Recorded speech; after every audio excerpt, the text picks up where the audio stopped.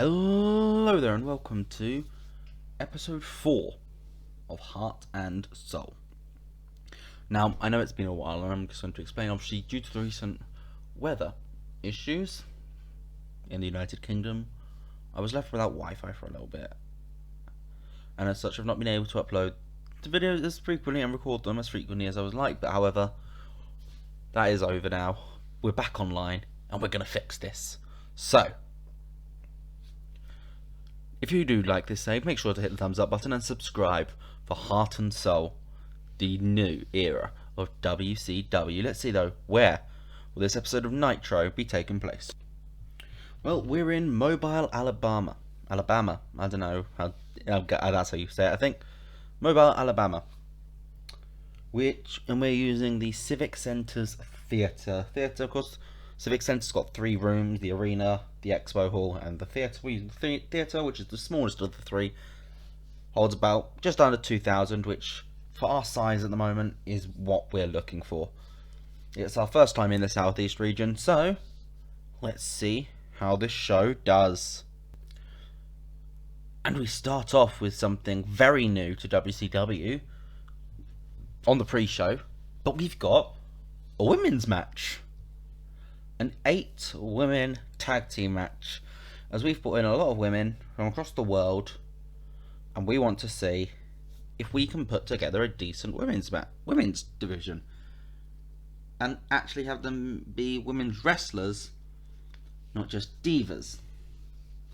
The people we've brought in: Beth Phoenix, Manami Toyota, Miko Satomura, Akira Hikoya, Gail Kim, and Aja Kong, all involved in this match, and Tori Wilson and Stacey Keebler on either side.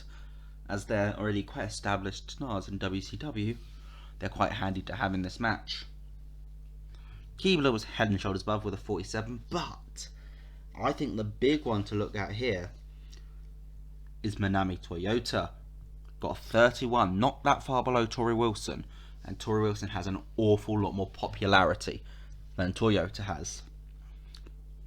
Gets a 35 overall, not too shabby. We put it on the pre-show because we genuinely just didn't think it'd be that great. Locker room morale is awful at the moment. That needs to be improved a lot, because it is negatively affecting us. And Shivani, Tenay, and Lawler are on commentary for tonight. And the show opens with the Magnificent 7 in the ring. All 7 of them. First time I think we've seen all 7 of them in the ring at once. And Ric Flair is leading a meeting. Last week we had Buff Bagwell and Lex Luger fighting in the back and having to be pulled aside by the rest, so they need to sort out their issues. Magnificent 7 needs to fix itself. They can run WCW, but right now they don't look like they stand a chance of doing that. They could run WCW, but right now they're too busy fighting each other to even notice what's going on around them. Kevin Nash has got the next WCW World Heavyweight Championship, NWA World Heavyweight Championship shot even. We don't even know who's going to be fighting Booker T for the title. And then whoever wins those 2 matches goes into a unification match. Right now that's 75% of the slots filled, and none of them feature the Magnificent 7. We've got no representatives in the tag team division. We didn't get a representative in the Hardcore Triple Threat last week. Jarrett, you've got a US title shot tonight. Better win it. Because right now, the Magnificent 7 doesn't look that magnificent. And, you can see the 7 are listening to what he's saying. They want to be this powerhouse force, and right now, they're not doing it. Rob Van Dam gives the Hardcore title open challenge, which is answered by Masato Tanaka, making his WCW debut. He's just come in on a short-term deal, just to help us with the early days of the Hardcore division. He might stay a bit longer, I don't know, if he gets himself really muxed in, but no, he's a great Hardcore hand to have around, especially for Rob Van Dam's first defense. He's well suited to a Hardcore match. Great to hear. It was a hardcore match, literally, according to the game. 52 overall, gets 10 minutes 36, and Rob Van Dam picks up the win with the 5-star frog splash. First defense of the WCW Hardcore title. Bret Hart calls Danielson into his office, and he gives Danielson an offer. He offers to take him underneath his wing, to help him train. He'll even take him up to the dungeon and show him just how the wrestling industry can be for a technical wizard.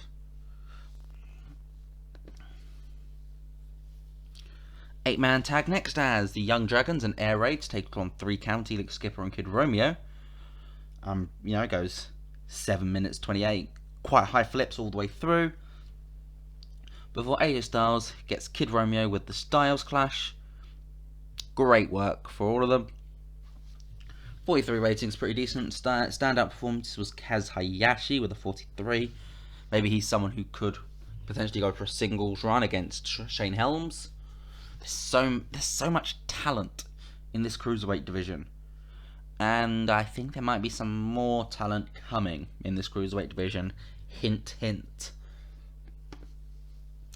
Sting cuts a promo going on about WCW is changing. WCW is growing. WCW is maturing. WCW is understanding where you fit in. And without understanding where you fit in, are you in WCW? It's a very cryptic promo, and it's Sting basically saying he needs to look inside himself to see what's ahead. It's a Sting promo. Sting's kind of an oxymoron, because Sting's a great promo, but the more he talks, the less mystique he has. We're going to get Mike Awesome and Jeff Jarrett backstage, and Jeff Jarrett's stressing out because he's got all the pressure of the Magnificent Seven on him, and Mike Awesome just starts goading him. He's like, Jeff, why don't we spice this up a little? Got Lance Storm with him, obviously. Why don't we make this a tables match? Because you know you can't pin me. Tables match. Think how much easier it will be for you to win with that. You'll be able to take that title back where you want it to be. And Jarrett's getting fired up. He's like, yeah, you know what? Yeah, tables match. So they agree to add a table stipulation to the US title match, which backfires on Jarrett big time, as Mike Awesome defeats Jeff Jarrett in 10 minutes 20 when Jeff Jarrett goes to a table, put through with an Awesome Bomb, after Rick Steiner accidentally hits Jeff Jarrett. He goes to go for a belt shot, or let's say Jarrett's got Awesome in like a butterfly hold. Steiner gets in the ring, tries to hit Jarrett, tries to hit Awesome even, and Awesome ducks, leaving Rick Steiner hitting Jarrett straight up. Oof, brutal. Gets a 63 rating, and after the match, they seem like they're gonna be on. Jarrett's got his guitar back. They seem like everything's alright, and Jarrett just turns around and whacks Rick Steiner over the head with a guitar shot, which leads to Scott Steiner coming out, getting right in Jeff Jarrett's face before Jarrett backs down, rolls out the ring, and Scott Steiner looks over his brother. Again, we're building to this split in the Magnificent Seven, and lines are starting to be drawn. Schiavone, Tenay and Lawler are chatting about the show, and Eric Bischoff comes out. I was like, just trying to interact with them, tries to join commentary, and they're all a bit like, what are you doing? Eventually, security comes over and guides Bischoff away from the commentary desk, but we're sort of continuing this storyline of Bischoff not having a role in this new era. So he's trying to go back through all the roles he used to have. One of them was commentator. But the commentator slots are finished, and I know Schiavone, Lawler and Tenay might be one of the best announce team combinations I can think of. We get a local hometown cruiserweight match. For the title even. as Shane Helms defeats local indie wrestler, of course. He has worked in WCW before, Blitzkrieg. Goes just under 6 minutes. So, you know, Blitzkrieg gets some offense in, but eventually a vertebrae comes in. Shane Helms wins, makes defense number 2 of his Cruiserweight title. He's got no real direct challenger at the moment, so yeah, he's just facing local indie guys. Goldberg. A return package airs for the return of Goldberg. This is return package number 1. There's going to be a few of these because he's still injured. Kurt Hennig gives Cuts promo exclaiming that he is the best technical master in WCW, no matter what Bret Hart tries to tell young, impressionable young lions.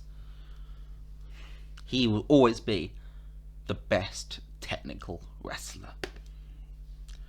Gene Okerlund announces that next week we're getting a 6-man Cruiserweight ladder match to determine a number 1 contender for Shane Helms' Cruiserweight title. And the main event match sees Pulumbo and O'Haire defeat the Insiders when Sean O'Haire pins Diamond Dallas Page with a double super kick after Kanyon runs in and attacks Kevin Nash. Hits the flatliner. Pulumbo and O'Haire make their defense. 76 overall. Great start. It will do great wonders for Pulumbo and O'Haire's popularity. And the show ends with a reverse of last week. Kanyon runs in, hits flatliner on Kevin Nash, whacks him with the title, and holds it up over him. Almost taunting him, telling him, this is what you'll never have. The 10 pounds of gold. In an inverse image of the week before, when last week we had Kanyon lying on the ground with the NWA heavyweight title draped over him. This week it's Kevin Nash on the ground with Kanyon holding the title above him. What did we get overall for the show? Oh, 70. Oh, I think that's an improvement. I think is that our best show yet? I generally don't know. But either way, that's a pretty decent show. We grow a pop in 9 regions of America. Great work. Well, let me know what you guys thought though, because that's the thing. That's what the game thought. What did you guys think? You're who I'm entertaining here, not numbers in the game. So let me know, what did you guys think of this episode? Leave a comment down below if you liked it. Make sure to hit that thumbs up button, and I'll see you guys next time. Peace.